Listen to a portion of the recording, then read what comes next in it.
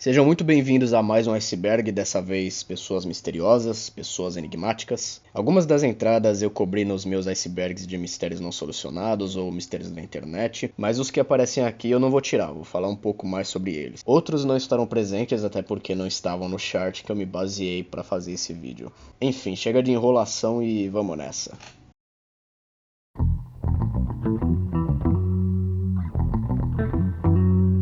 Babushka Lady. A Babushka é uma mulher não identificada que foi vista durante o assassinato do presidente John F. Kennedy. Em algumas imagens é visto que ela supostamente filmou o ocorrido. Testemunhas alegaram verem ela segurando uma câmera. No meio da confusão, ela parecia bem tranquila, do contrário das outras pessoas que estavam em pânico. Segundo teorias da conspiração por conta de sua aparência, acredita-se que ela era alguma espiã do serviço russo ou que era membro da máfia, e que supostamente conhecia Jack Ruby, dono de boates e suspeito envolvido no crime organizado, que baleou Lee Harvey Oswald, o algoz do presidente Kennedy. Durante a confusão, após supostamente filmar o atentado, ela sumiu no meio da multidão. Na época, as autoridades requisitaram que ela se apresentasse junto com o material para contribuir com a investigação do ocorrido. Acontece que a Babushka nunca apareceu e as filmagens também nunca foram encontradas. 7 anos após o assassinato de Kennedy, Beverly Oliver afirmou que era a Babushka Lady. Contudo, sua história tinha algumas inconsistências. O modelo da câmera que ela afirmou ter usado só seria fabricado anos após o ocorrido, e também sua idade na época não bateria com o perfil da mulher misteriosa.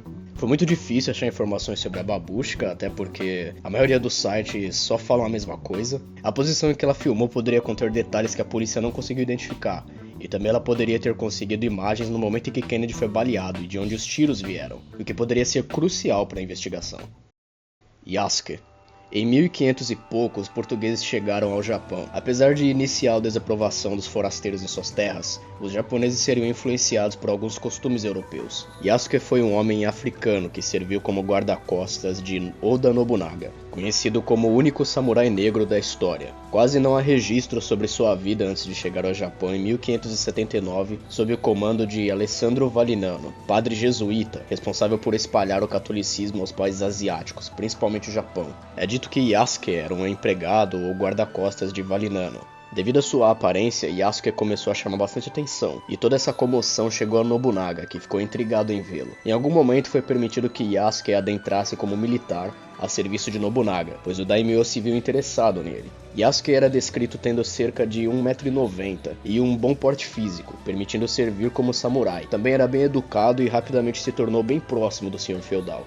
Em 1582, Nobunaga seria traído por seu general, Akechi Mitsuhide. Sofreria um ataque e forçado a cometer seppuku. Depois desse incidente, não tem mais registro do que aconteceu com Yasuke. Rasputin. Rasputin, ao se mudar para St. Petersburg, já carregava uma reputação de sacerdote. Suas práticas, entre aspas, chamavam a atenção dos nobres, e eventualmente ele veio a se aproximar do imperador Nicolau II e Alexandra. Devido a isso, começou a adquirir influência na aristocracia russa, atuando como curandeiro da corte. O filho do czar Nicolau II, Alexei, sofria de hemofilia. Rasputin em várias ocasiões teria tratado o menino, fazendo-o melhorar. As pessoas em volta começaram a acreditar que Rasputin tinha poderes místicos. Já outros, sabendo de suas origens como plebeu, não gostavam muito dele e eram descrentes acerca de suas capacidades. Por ser capaz de curar Alexei, Rasputin ganhou muita confiança da imperatriz Alexandra. Justamente quando Nicolas II foi para a guerra, sua influência sobre a corte e Alexandra crescem. Os nobres não gostaram nada disso. Desde então foram iniciadas várias tentativas para dar um fim nele, pois alguns nobres organizaram um jantar. Rasputin comeu uma refeição cheia de cianeto. Visto que o veneno não fazia efeito no cara, o príncipe Yuspov sacou uma arma e disparou contra seu peito. Rasputin tancou o tiro e só parou após receber outro na testa. Há boatos que, quando os organizadores de sua morte jogaram seu corpo no rio, ele ainda estava vivo e só morreu de fato de hipotermia. Tankman. Em 1989, uma série de manifestações tomaram as ruas da capital Pequim, na China. Estudantes e trabalhadores se organizaram contra o governo comunista em prol de liberdade de expressão, democracia e reforma do sistema econômico. Inicialmente feitos de forma pacífica, a situação foi se intensificando entre os manifestantes e militares. É então que, após declarada a lei marcial, os militares abriram fogo contra qualquer um que continuasse a protestar. O número de mortes estima-se entre 500 e 800. Um dia depois do massacre, um homem se põe à frente de uma coluna de tanques próximo à Praça Tiananmen impedindo o avanço. Ele carregava 2 sacolas e ficou parado na frente dos tanques por alguns minutos. Em algum momento ele sobe no tanque da frente e conversa com um soldado lá dentro. Não se sabe nada sobre esse cara. Tem filmagem do ocorrido, mas ele não foi identificado. As teorias variam, mas ainda assim seu paradeiro é desconhecido. Aleister Crowley. Fazes o que tu queres que estará dentro da lei. Edward Alexander Crowley, ocultista, mago, poeta, pintor, escritor, nascido em 1875 em família religiosa, desde cedo já renegava os fundamentos cristãos. Em sua juventude, seu pai morreu quando ele tinha cerca de 12 anos, e a mãe de Crowley não gostava muito dele. Atendeu à Universidade de Cambridge em 1895. E durante seu tempo na faculdade ele também praticava alpinismo. Poucos anos depois, ele largou os estudos para se aprofundar no ocultismo, e entrou na Ordem da Aurora Dourada, uma organização voltada à magia e rituais. Ele foi fazendo algumas viagens, conhecendo alguns caras por aí, e no Egito, Crowley teve uma experiência espiritual com uma entidade no nome de Aivas, que ditou a ele o que ficaria conhecido como o Livro da Lei, surgindo dali os primeiros conceitos filosóficos de sua própria religião, a Telema, que muito resumidamente expressa a vontade verdadeira, de seguir o próprio caminho e do propósito. Ao se mudar para New York em 1915, a Primeira Guerra Mundial já havia estourado, e foi contratado para escrever propaganda de um jornal pró-Alemanha na guerra contra a Inglaterra, para manter os Estados Unidos neutros na guerra. Aí ele se deu mal, pois não podia voltar para a Inglaterra e foi visto como traidor. Então ele se mudou para Sicília, na Itália, e começou a montar o Templo da Telima, que foi fechado após ele ser deportado da Itália por Mussolini. Em 1947, Crowley faleceu de asma crônica, que já o afetava há algum tempo. D.B. Cooper. Eu cobri o caso do D.B. Cooper no meu iceberg de mistérios não solucionados. É um vídeo antigo aqui do canal, mas vamos adicionar mais alguns detalhes aqui. Em 24 de novembro de 1971, um homem aparentemente normal compra uma passagem de Portland para Seattle. Ele toma seu lugar no avião, pede um whisky e durante o voo ele entrega um bilhete para a comissária Florence Schaffner. Ele insiste que ela leia o bilhete e diz que carrega uma bomba. Florence atende às suas exigências, $200 mil em espécie, 4 paraquedas e um caminhão para abastecimento ao chegar em Seattle. Ao pousar no aeroporto, os passageiros foram liberados, ficando só os tripulantes, sendo entregues o dinheiro e os paraquedas. O avião levanta voo mais uma vez, e ali os caras do FBI já estavam sedentos para pegar ele. Porém, Cooper pula do avião e sai fora, desaparecendo completamente em uma área florestal e nevada. Anos depois foram encontradas algumas das cédulas entregues a Cooper, mas mesmo sendo a única evidência, não era o suficiente para dar seguimento à investigação. Bom, é notável que Cooper planejou tudo e não era um amador. Ele tinha conhecimentos em modelos de avião, técnicas de voo, tempo de abastecimento da aeronave. Mas as equipes de investigação também pensaram na hipótese de que ele nem chegou a abrir o paraquedas, e não sobreviveu ao pulo, dado péssimas condições climáticas e visibilidade na hora. Depois dos anos 70, a segurança nos aeroportos foi incrementada, por conta de outros roubos a aviões que aconteceram, ou por passageiros levarem itens ilegais em suas bagagens. Assassino do Zodíaco. O Zodíaco foi responsável por uma série de assassinatos nos anos 60 na Califórnia. Seus ataques incluíam geralmente casais à noite ou taxistas. Após os crimes, ele mandava cartas de provocação para a mídia e para a polícia, com códigos marcados com um símbolo, e em algum deles é dito pelo próprio que continha sua verdadeira identidade. Em alguns casos ele dava detalhes dos crimes ou até amostras para provar que ele era o responsável. As investigações começaram desde o primeiro ataque, mas não havia praticamente nada nas cenas dos crimes para a polícia chegar a uma conclusão. Em 1969, o Zodíaco ataca um casal próximo ao Lago Berryessa com facadas. Ali já tinha uma descrição de quem seria o Zodíaco. Um homem branco de 30 a 40 anos, de aproximadamente 1,80 m. Dias depois do crime do lago, um taxista foi baleado pelo passageiro que rasgou um pedaço de sua camisa. Algumas pessoas viram o suspeito, um cara branco de mais ou menos 1,80 m passando, e ali perto 2 policiais também viram praticamente o mesmo cara descrito pelas testemunhas. Porém, a polícia recebe um outro contato para identificarem um cara negro. Os policiais simplesmente passam pelo cara e poucos dias depois eles recebem mais uma carta do Zodíaco, contendo um pedaço da camisa do taxista.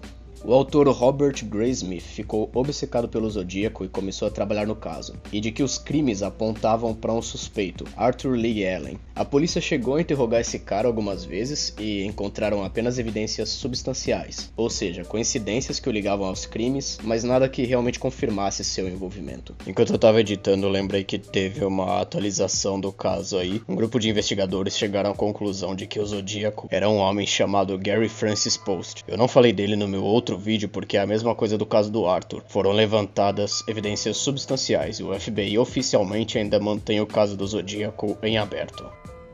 Buckethead.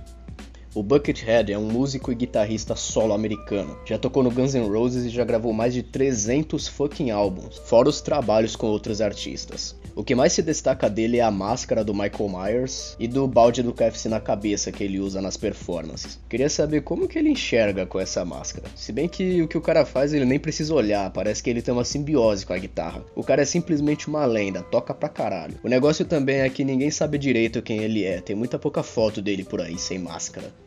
O Homem da Máscara de Ferro.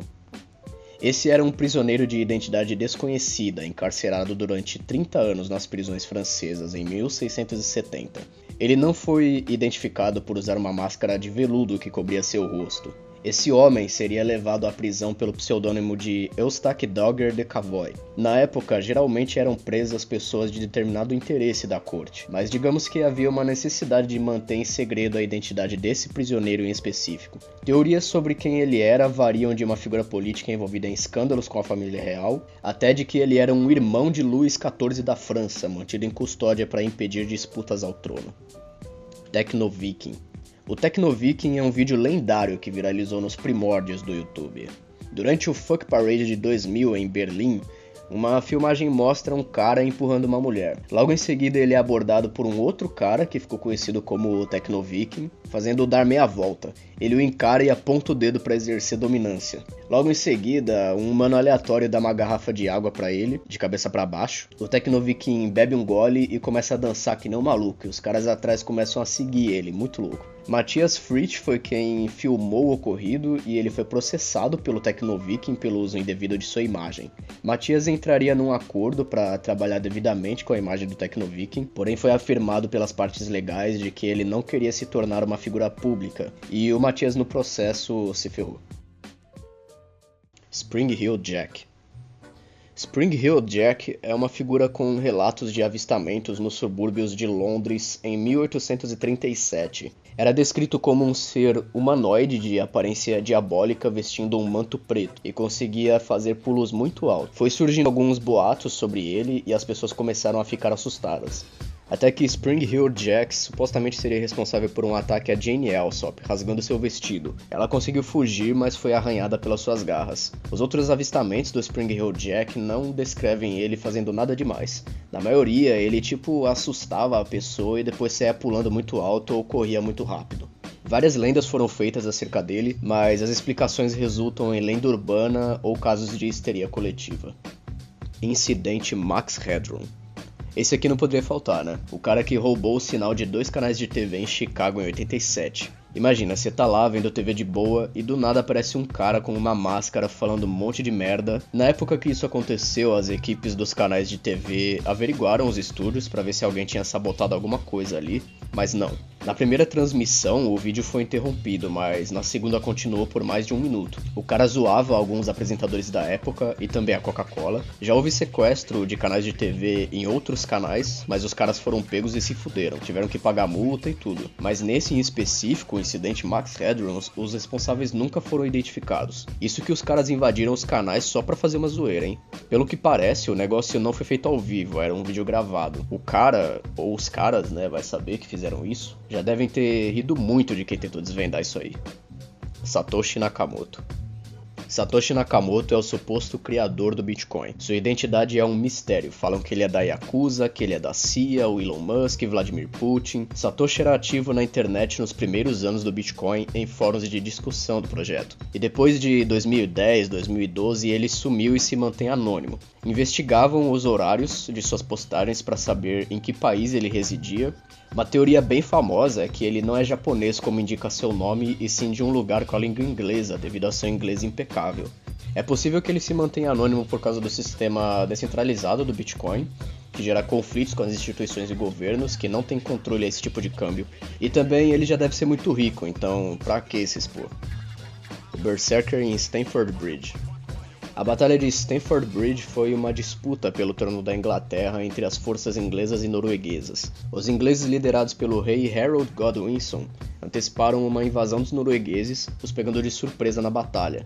e forçando-os a recuar para Stamford Bridge. No local havia uma ponte de madeira. Os ingleses foram parados por um único homem, carregando um machado, que atacou as tropas inglesas, matando vários homens em uma fúria incontrolável. O viking só foi parado quando um soldado o acertou fatalmente com uma lança por debaixo da ponte. O Berserker ganhou tempo para os noruegueses implementarem suas defesas, mas acabaram sendo derrotados pelos ingleses. O Homem do Machado de New Orleans.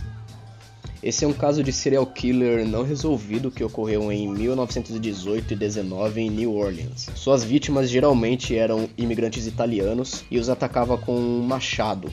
Os crimes nunca foram resolvidos, assim como o cara nunca foi pego. Em determinado momento, ele envia uma carta para a polícia. Como um devido serial killer, ele se apresenta falando que nunca vão pegar ele. O Homem do Machado afirma na carta que adora jazz e que na próxima noite, enquanto as casas em New Orleans estiverem tocando jazz, ele não cometeria nenhum crime naquela noite. E por incrível que pareça, o assassino cumpriu com sua palavra. Ele nunca foi pego e não houve nenhum crime enquanto o jazz tocava nos bares. Os ataques continuaram por mais alguns meses, mas pararam sem nenhum motivo aparente. Kaspar Hauser. Kaspar Hauser foi um garoto que apareceu em Nuremberg, Alemanha, em 1828. Ele carregava uma carta na qual o autor disse que o menino foi dado a ele quando criança e que nunca o deixou sair de casa. Foi ensinado a ler e escrever. Ele foi levado para a polícia e acabou sendo preso por vadiagem. O menino não sabia falar direito. Algumas pessoas iam o visitando e ele foi aprendendo. Ao conversar com o prefeito da cidade, Kaspar diz que viveu praticamente sua vida toda confinado em uma cela escura, onde ele recebera apenas pão e água como alimento. Com o tempo, Kaspar seria adotado por um professor que o introduziu a alguns estudos. Ele passaria de custódia para várias outras pessoas e nobres, e alguns não gostavam dele e alegavam que Kaspar era um mentiroso. Vez ou outra, Kaspar sofrera ataques de pessoas tentando matá-lo, como uma vez um homem encapuzado fez um corte em sua testa. Depois ele aparece com um ferimento no peito ou acabou falecendo. Acredita-se que ele mesmo se feriu para chamar a atenção, mas o ferimento foi muito profundo. Após sua morte, as origens do menino eram envoltas em mistério. Na época já circulava rumores de que ele era um filho perdido da monarquia, abandonado para não haver disputas do trono, ou de que ele era um charlatão sabendo dessa história e fingiu tudo para chamar a atenção de algum barão. Agente 355. Agente 355 foi supostamente uma mulher espiã de Cooper Ring, uma organização de espiões formada por George Washington e Benjamin Talmadge. Seu trabalho foi de suma importância para os patriotas e algumas informações que ela forneceu foram cruciais para a vitória da Guerra Revolucionária Americana. Há teorias de que ela é somente uma lenda devido à sua verdadeira identidade desconhecida, porém há registros oficiais de cartas codificadas referenciando uma mulher. Fulcanelli. Fulcanelli foi um alquimista francês onde sua identidade é um mistério. Fulcanelli, através de seus estudos, adquiriu a Pedra Filosofal e, na presença de seus alunos, supostamente conseguiu transmutar metais ordinários em ouro. Outras pessoas também já se encontraram com ele, mas não se preocuparam em revelar sua identidade ou não sabiam que ele era o Fulcanelli. Aparentemente, o único que sabia quem ele era, seu aprendiz Eugène Cancelier. Inclusive, Cancelier eventualmente repetiria os feitos de seu mestre, transmutando um pedaço de chumbo em ouro. Fulcanelli publicou 2 livros que contribuem para o ramo da alquimia, e ao que parece esse cara vai continuar sendo um mistério. O Homem de Tord. Em julho de 1954, um homem chega ao aeroporto de Tóquio.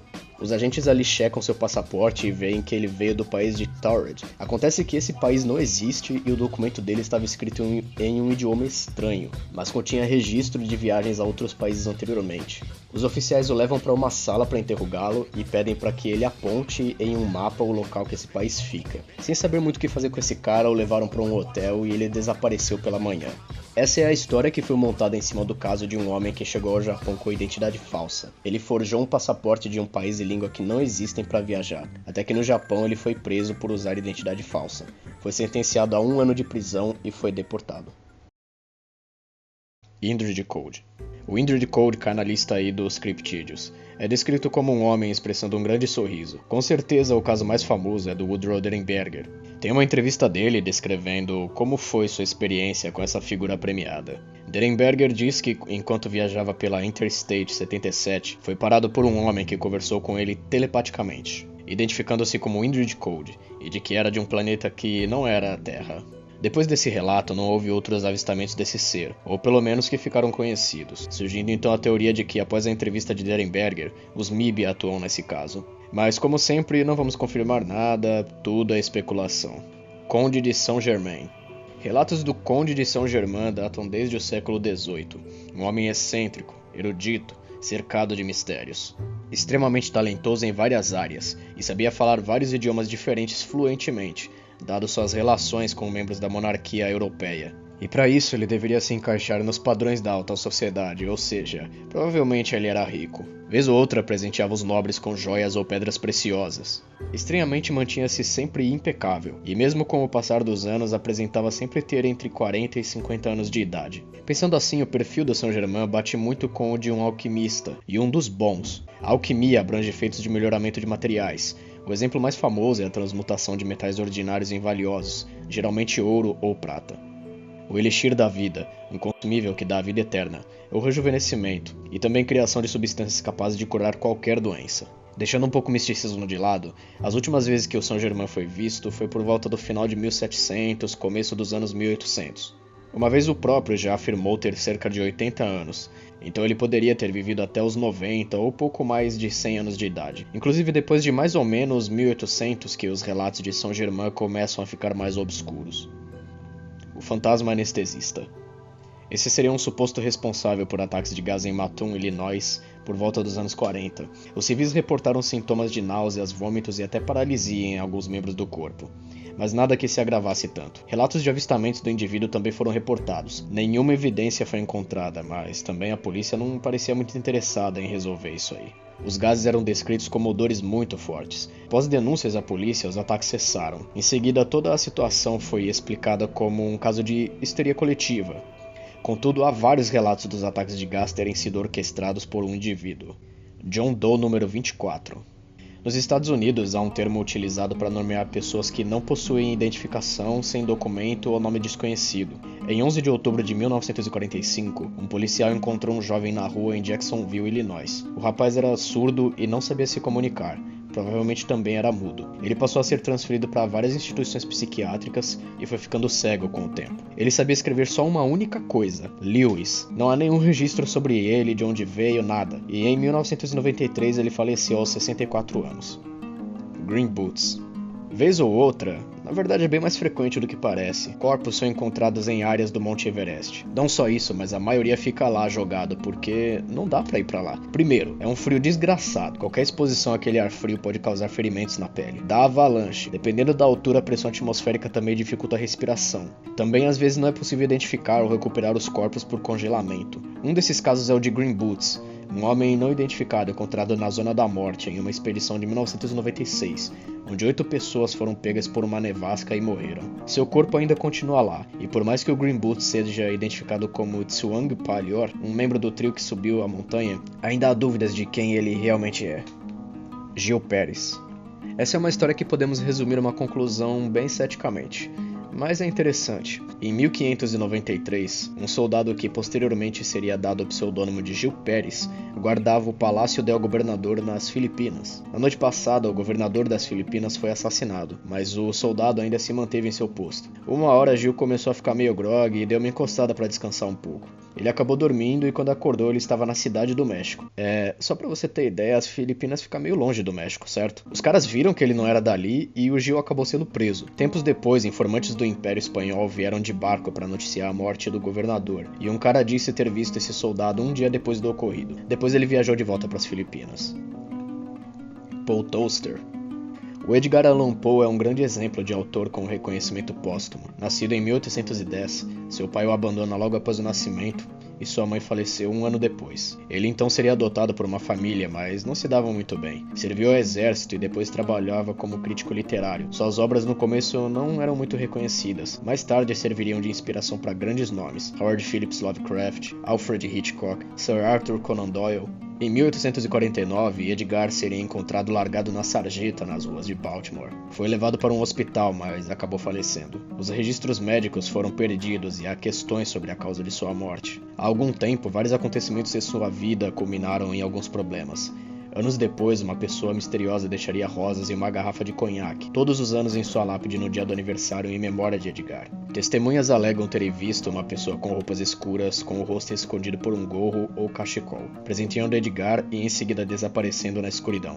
Com o passar dos anos, acredita-se que o tributo tenha passado para outras pessoas. O Paul Toaster sempre se mantinha anônimo, após um tempo a tradição foi adotada por outras pessoas.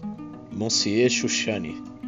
O Sr. Shushani foi um rabino sobrevivente da Segunda Guerra Mundial. Não se sabe exatamente seu nome, quando nasceu ou sua vida pessoal, e parece que o próprio se esforçou para manter essas informações ocultas. Já lecionou em vários lugares do mundo, tendo figuras importantes para o judaísmo e acredita-se ser um andarilho. É dito que Shushani se preocupava em ser um enigma para sobreviver, mas dado pronunciamentos de seus alunos sobre como se comportava e lecionava, é como se Shushani tivesse uma obsessão em permanecer um mistério. O Homem do Buraco. Finalmente um do Brasil, hein? O Índio do Buraco é um índio que vive isolado na floresta amazônica há anos. Sua prática de cavar buracos para montar armadilhas ou se abrigar acredita-se que tenha vindo de seus iguais. A teoria mais famosa sobre sua origem é que ele, como o último de sua tribo, é um sobrevivente. Sabemos que o maior motivo de violência contra indígenas é a exploração de suas terras, e a FUNAI estabeleceu um monitoramento e restrição à área em que o índio vive. Ainda assim, ele corre perigo, pois já foi alvo de ataques a tiros, e também uma base próxima da FUNAI foi atacada. O Homem de Somerton. É hora dele, caso Tamanchud.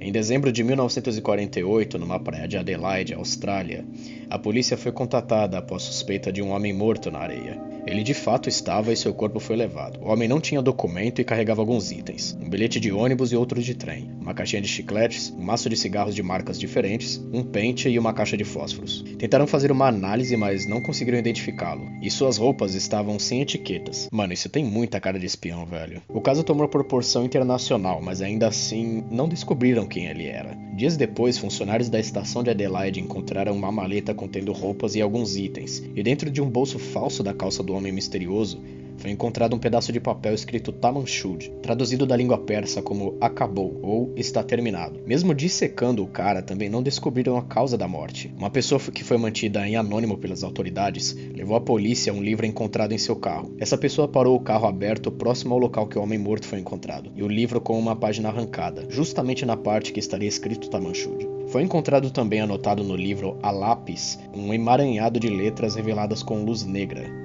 Durante muito tempo esse código não foi decifrado. E, cara, é meio difícil explicar isso sem falar um monte de termos técnicos, mas basicamente esse código tem vários microcódigos escondidos entre si, como se as letras grandes fossem escritas por letras pequenas e pontos. Ainda assim é um código complexo dividido em várias partes, então dá pra ver que não é à toa que o significado disso passou despercebido por tantos anos. Quanto mais o tempo passa, se torna mais impossível desvendar esse caso. As evidências foram se deteriorando ou foram destruídas, uma hora o corpo do homem chega a um estado que não é mais possível analisar, e registros de autópsias foram perdidos. A Condessa de Desmond. Catherine Fitzgerald, às vezes referenciada como a velha Condessa de Desmond, devido à lenda que ela viveu até os 140 anos de idade. Tem algumas outras lendas sobre ela, como ter uma excelente saúde e energia à disposição de uma criança mesmo sendo idosa. A Catherine também é um exemplo de registros perdidos na história. Algumas lendas que cercam algumas coisas que ela fazia e de sua longevidade são infundadas, mas acredita-se que sim, ela viveu até mais ou menos os 90 anos. De fato ainda impressionante, levando em consideração que, nessa época, a expectativa de vida não era nem metade disso. Shanti Devi. Shanti Devi é uma indiana, tinha que ser, que alegava possuir memórias de uma vida passada. A história conta que quando criança ela já clamava essas memórias. Seus pais não acreditaram e ela fugiu de casa aos 6 anos, em Delhi, e foi para a cidade que ela morava em sua vida passada, em Mathura. Shanti deu alguns detalhes, como o nome do marido que era casada, assim como o nome que tinha antes. Alguns dos detalhes contados por ela bateram, como o nome do homem, nome da mulher dele, que havia morrido, mas...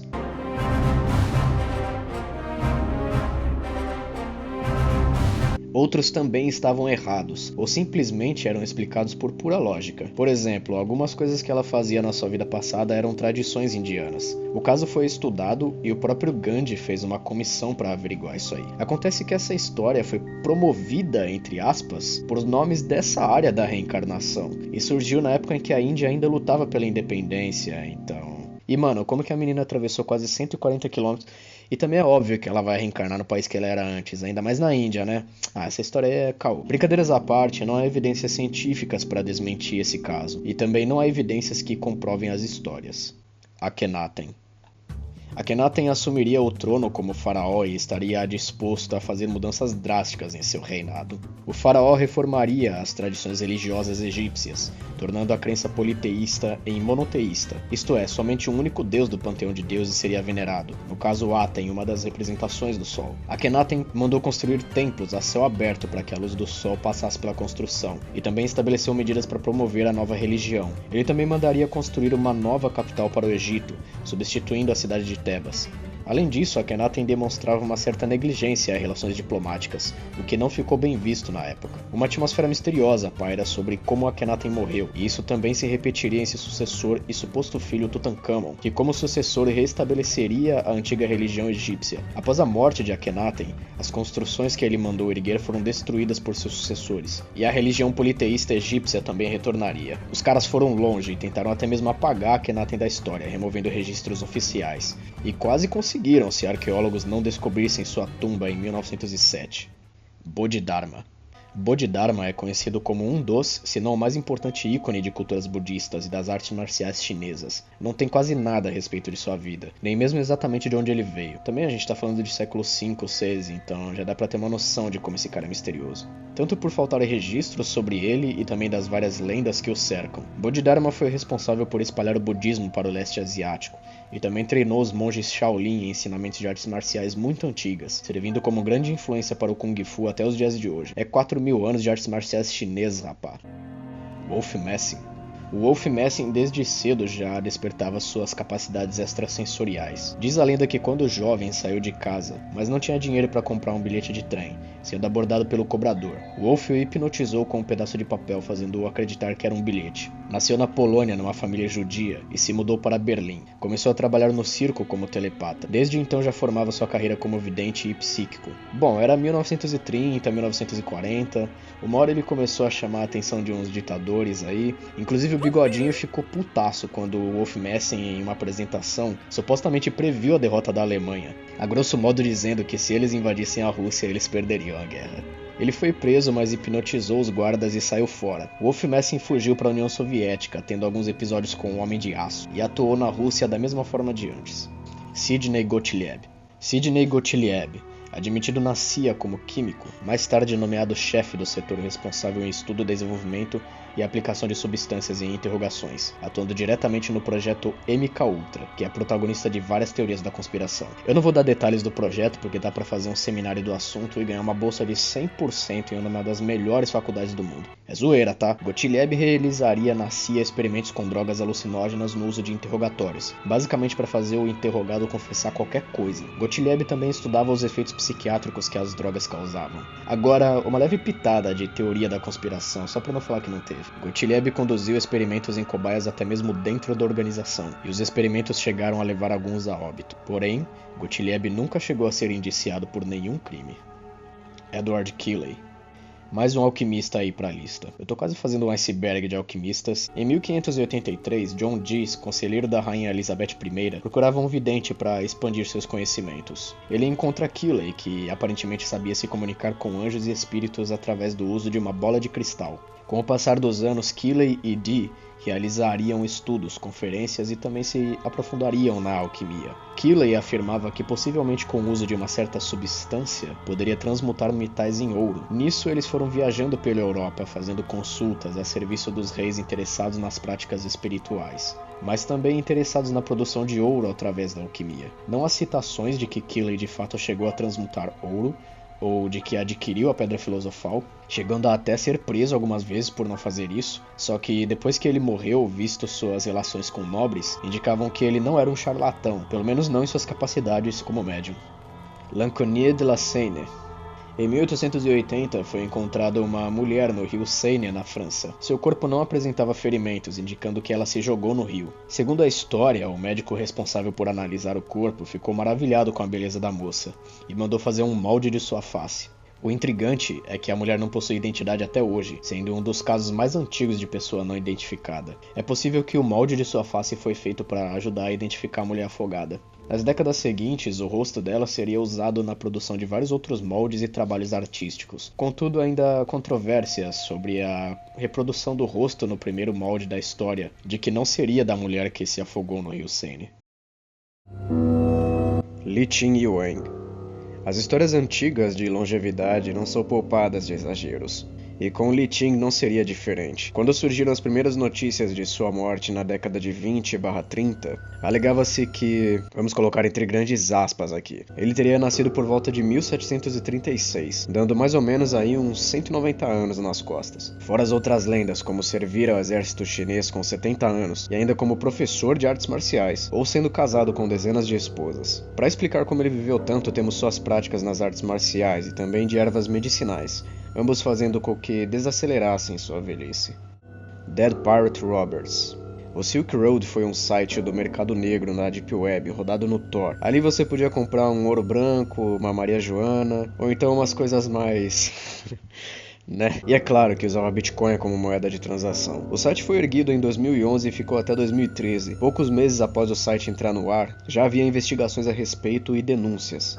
E também acharam um cara na internet pedindo para que um programador entrasse em contato com ele por e-mail. Esse e-mail era de Ross William Ulbricht, dono do Silk Road. Levando isso em consideração e outras pistas que apontavam para Ross, o FBI tomou as devidas ações. O site foi derrubado e Ross foi condenado por tráfico ilegal, venda de narcóticos, lavagem de dinheiro e uso de documentos falsos. E é pena sem boi. Levou perpétua e os bilhões de dólares que ele arrecadou em seu comércio ilegal foi tudo pelo ralo. Bella Kiss. Não há muito registro sobre sua vida, mas aparentava ser um homem de bem, trabalhador, parecia que não havia nada para suspeitar dele. Kiss vez ou outra anunciava nos jornais que estava solteiro e que buscava uma companhia. Ele tinha um costume que levantava dúvidas nos vizinhos. Kiss juntava uns galões em sua casa. Ele dizia que era para pôr bebida alcoólica ou gasolina. Em 1914 inicia a Primeira Guerra Mundial e Bella Kiss é chamado pelo exército austro-húngaro para lutar. Um ano depois que circulava boatos que ele havia morrido. Então o proprietário da casa que ele morava organizaria para vender ou alugar de novo. Ele viu que tinha vários galões pela casa, mas tinha algo errado. Ao sentir um odor forte, ele chamou a polícia. Encontraram vários corpos conservados nos galões. Todas as vítimas eram mulheres que apresentavam furos no pescoço e estavam com o sangue sugado. Foi convocado que Kiss fosse detido imediatamente depois dessa descoberta. Mas naquela altura do campeonato, a Europa já estava uma zona e o Kiss também nunca mais foi visto. Prahlad Jani. Sabemos que o fakir é, digamos, especialista em levar o corpo ao limite. Há também uma prática que a pessoa fique sem comer ou beber nada, ligada ao asceticismo, uma filosofia focada em se abster de prazeres para desenvolvimento espiritual. Prahlad Jani alegava não ter se alimentado ou bebido água por décadas, e é claro que, segundo ele, foi abençoado por uma deusa que o fazia não ter essas necessidades. Céticos fizeram testes com ele e Jani estaria disposto a cooperar. Os caras o supervisionaram por dias e Jani estava lá, no jejum insano. O caso do Jani é bem parecido com o da Shantidev, na parte de que não houve evidências oficiais para desmentir. Mas convenhamos, é óbvio que ficar sem se alimentar ou beber por anos é impossível. A Rainha de Sabá. A Rainha de Sabá é uma personagem mencionada na Bíblia. O seu nome verdadeiro é desconhecido, e os únicos registros de que ela existiu são nas escrituras bíblicas, onde ela teria feito uma viagem a Jerusalém, levando consigo vários presentes ao rei Salomão, com o propósito de testar sua sabedoria. A história possui discrepâncias nas variações dos manuscritos bíblicos, muçulmanos e judeus. Alguns deles contam a história como uma leve troca de farpas entre os monarcas, mas a analogia que mais se destaca é que a Rainha de Sabá teve um filho com Salomão, ao qual seria coroado o rei da Etiópia. A rainha é tema de discussão e ainda quebra a cabeça de arqueólogos e historiadores por aí. Tribo dos Mante. Essa é uma tribo primitiva da Indonésia. Acreditava-se que estava extinta, mas relatos recentes trazem a questão de se essa tribo ainda existe. Em 2017 surgiu um vídeo de uns motoqueiros que encontraram uma figura correndo, que poderia ser um índio da tribo dos Mante. Ele foge dos caras e some no meio do mato. Não se sabe se o vídeo é verídico ou se a pessoa que aparece é um membro da tribo perdida. Alexander Solonik. Alexander Solonik, ou Hitman russo, serviu ao exército soviético, e durante esse tempo ele era designado para dar cabo de oficiais da OTAN durante a Guerra Fria. Após ser dispensado, tentou a vida como policial, mas deu umas tretas lá e ele foi expulso. Depois ele subitamente foi preso e parece que armaram pra ele nessa. Eu tive que ler isso em russo, tá? Deu tudo errado pro Solonik e ele tava na merda. Foi mandado pro Gulag e foi ali que sua vida mudou. Solonic fez uma fuga triunfal da prisão e entraria para a máfia russa como pistoleiro. O cara era muito bom. Solonic era requisitado em missões para assassinar líderes de grupos rivais. E missão dada para esse cara era missão cumprida. Ele ia lá e fazia o serviço, às vezes tendo que se infiltrar em território inimigo ou fazer em local público. Alexander ficou conhecido e temido no submundo russo. Ele se mudaria para a Grécia e lá montaria sua própria gangue com vínculos com outras máfias. Mas também encontraria seu fim, e é dito que quem deu um jeito nele foi um outro Hitman. Rei Koloksai. O reino de Scythia foi uma civilização que vivia ali mais ou menos no Oriente Médio. É um povo muito antigo, estamos falando de século 2 a 4 aqui. Os caras tiveram que analisar o grão de poeira para ter informação dessa civilização. Há também manuscritos gregos descrevendo os Citas. Sobre o rei de Koloksai não tem praticamente nada sobre. Diz que ele que uniu as tribos nômades e criou o império. Adam Rayner. Adam, nascido em 1899, tentou servir ao exército aos 18 anos, porém ele era considerado muito baixo e fraco para entrar, medindo aproximadamente 1,30 m. Era nítido que ele tinha nanismo, mas estranhamente isso viria a mudar nos anos seguintes. Ele começou a crescer de tamanho inexplicavelmente e bem rápido, passando a linha de 2 metros de altura aos seus 32 anos. Mas como isso é possível? Tomou fermento. Adam se submeteu a alguns exames e foi diagnosticado com acromegalia, resumidamente fazendo com que hormônios de crescimento sejam produzidos excessivamente na fase adulta. Essa condição afetou Adam, que foi contraindo alguns problemas, como ficar parcialmente surdo e cego, e faleceu aos 50 anos em uma casa de repouso. Sergei Tretyakov. Sergei Tretyakov foi um espião russo que desertou para os Estados Unidos, atuando como agente duplo. A parte mais estranha dessa história vem agora. Tretyakov afirma que sua saída seria para uma condição melhor para sua família, e por conta de não compactuar com o rumo que a Rússia estava levando. Tretyakov também diz seu desprezo pelos líderes governando o país. Beleza, em 2008 ele publica um livro, Conrad J. Segredos não contados de um mestre espião na América após o fim da Guerra Fria, que resumidamente expõe os podres aí da KGB. É dito que quando Sergei se mudou para a América com sua família, recebeu um fundo de $2 milhões para se alocar em um local não revelado. Mais tarde que descobriram que ele morava na Flórida. 2 anos depois da publicação do livro, Sergei morreu em sua casa. Sua própria esposa afirma que não houve um crime envolvendo sua morte, e que provavelmente a causa foi por problemas cardíacos.